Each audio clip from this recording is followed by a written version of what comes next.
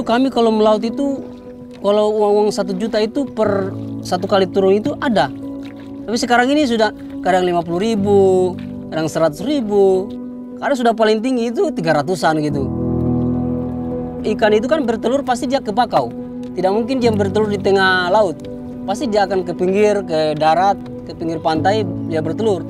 Nanti sudah menetas baru dia keluar. Beda sekali Pak, dulu ini bakau sepanjang mata memandang ini tidak ada bolong-bolong.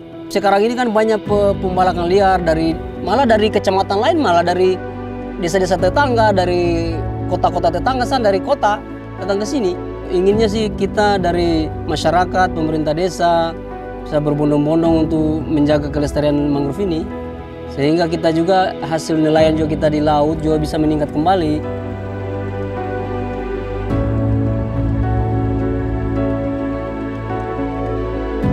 Kalau dari pemerintah desa sih sebenarnya sering juga dibilang kayak begitu masalah penebangan mangrove ini. Cuman kita mau diapa lagi? Iya, kita mau berkebun saja juga tidak ada lahan mau berkebun. Iya. Hanya melaut saja saya kerjaku saya. Sebenarnya kalau masih bagus saya punya alat tangkap itu, saya di laut terus melaut. Kebetulan orang tua punya lokasi di pesisir. Nah, terus setelah kita berkonsultasi dengan pihak agraria, ada sebagian itu kena lokasi mangrove. Dilarang untuk dijadikan tambak. Jadi sepotong saya punya ini kena lokasi mangrove ya. Tapi sertifikatnya sudah ada. Waktu pengolahan pertama itu memang kita pakai AMDAL.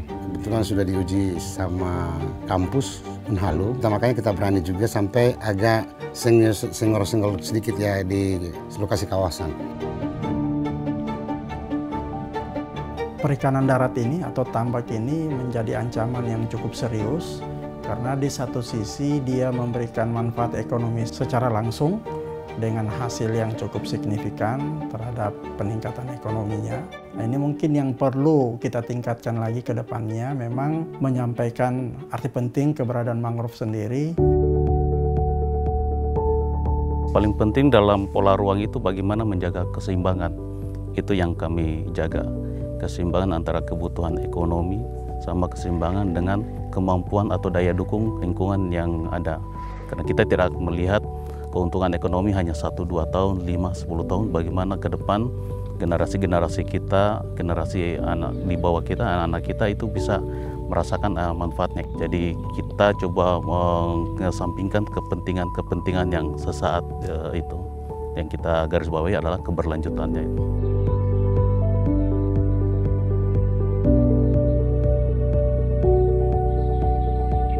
Silver fisheries itu pengelolaan pohon silver dengan ikan fisheries ya bersamaan.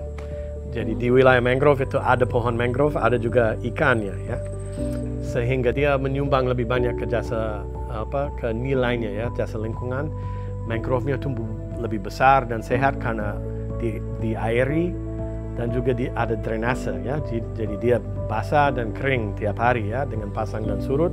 Ikannya masuk dan keluar dengan alami seperti itu, tapi masih boleh membudidayakan ikan di bagian-bagian tertentu ya yang ditutup.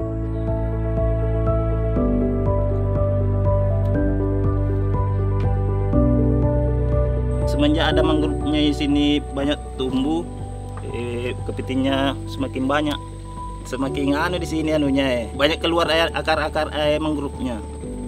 Jadi itu kepiting naik semua makang. Dulu kan tidak ada akar-akarnya keluar, sekarang banyak tumbuh keluar. Jadi itu banyak kepitingnya naik.